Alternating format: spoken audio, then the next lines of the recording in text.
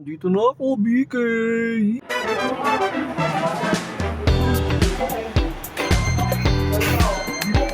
Okay guys, so today may ka-meet up si Papi Louie. At alam nyo ba na nilabas na ang Burger King, The Mandalorian and Grogu collaboration, no?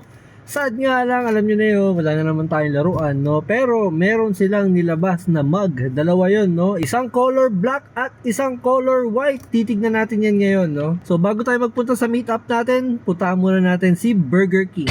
Dito na ako, BK. Ibigay mo na ang Mandalorian at Grogu. So pasok na tayo, saan tayo maubusan? Napakadaming tao sa BK ngayon. Grabe! Grabe!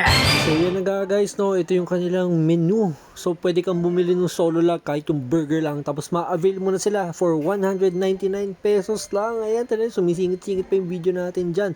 Tapos pwede nyo rin kolektahin to guys, no? Kinuha ko rin yung kanilang burger wrapper. Oh, ayan, tingnan niyo, close-up view. Pwede nyo kulayan siguro yan, no? At eto na sila, napaka-cute! Pero wait lang. Okay guys, nandito muna tayo sa parking lot dahil ayoko mag-video sa loob. Nakakahiya, no? By the way, open natin yung pag-uwi ko. Titikman muna natin tong burger na to. Ay, yung kulay green pala yung nakuha ko guys. Spicy daw to, kaya tignan natin. Buti alam, may tubig akong dala. Spicy daw tong color green na to. Ayan. Dasal muna tayo. Thank you, Lord, for this food that you're about to receive from your bounty through Christ our Lord. Amen. Itadakimasu. Let's go. Green burger ng Burger King. Para siyang Whopper. Tingnan mo natin yung laman, guys. O, ayan, may cheese sa loob. May lettuce. May tomatoes. Tapos may mga, yung sauce, may pepper yata. May jalapeno peppers pa yata to. So, check natin. Unang kagat. Thank you, Lord.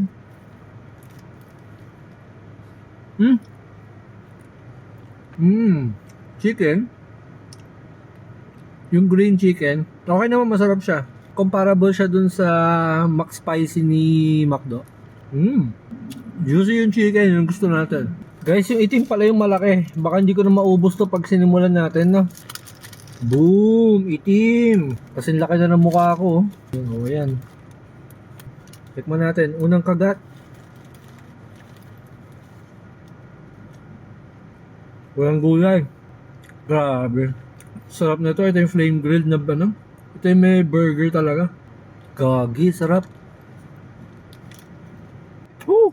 Kalibot ako sabihin guys. Kumagat pa ako na isa. May lasang wasabi. Sarap. Grabe. Lasang hapon. At nandito na nga tayo sa bahay guys para i-quickly review na natin, no? Unbox na natin tong mga Grogu and The Mandalorian mugs natin na grabe naman. Talagang ang tagal nating hinintay bago nagkaroon ulit ng promotional item. Itong si Mandalorian and Grogu. By the way guys, itong pinaglalagyan ko, no, itong parang placemat na to is yung kanilang lalagyan ng burger, yung burger wrapper nila. So kinuha ko na lang, sabi ko ilagay na lang nila sa ibang burger wrapper yung kanilang burger, no, para makuha natin ng maganda at pristine condition tong Star Wars The Mandalorian and Grogu na kanilang burger wrapper. So ito na guys, yung sa Grogu natin, kita nyo naman, naka-emboss yan guys, nakaangat yan. Tapos, naman siyang matibay guys to kasi ceramic siya, no? And mukhang hindi naman kagad-kagad magfe-fade to, pero na lang kung palagi ninyong ginagamit. So sa mga ganitong klaseng tumbler guys, alam nyo na yan na dapat for display purposes tong mga to. Pero kung kailangan nyong gamitin, no problem, mukha naman siyang matibay at mukha naman hindi siya masyadong magdi-discolor agad pagka araw-araw mo siyang ginamit. So ayun, ang cute niya, di ba? Parang nagiging tatay niya si Mandalorian. Ito naman tayo sa black. By the way guys, I'm not really a fan of Star Wars ha, pero fan ako ng Burger King. Kaya syempre, mag-order pa rin tayo niyan at titignan natin yung mga merch nila. Fan tayo sa collecting ng mga fast food merch. Pero ayan guys, tingnan nyo naman. Ganda ng pagkaka-black niya, para talaga siyang nasa, para ka nasa ibang dimension pag umiinom ka nito. Ganyan. Diba? Tapos may logo ni Burger King dyan. Same sa kanina. And then yung pangalan syempre ng movie na lalabas, no? So ito siya, ganun pa rin, naka-emboss pa rin siya, nakaangat siya guys, kung makikita ninyo. Ayan, medyo parang may bukol siya dyan, no? Ganun ulit, mukhang hindi naman matatanggal kaagad yung kanilang sticker, yung kanilang pintura. So you can use this definitely paulit-ulit.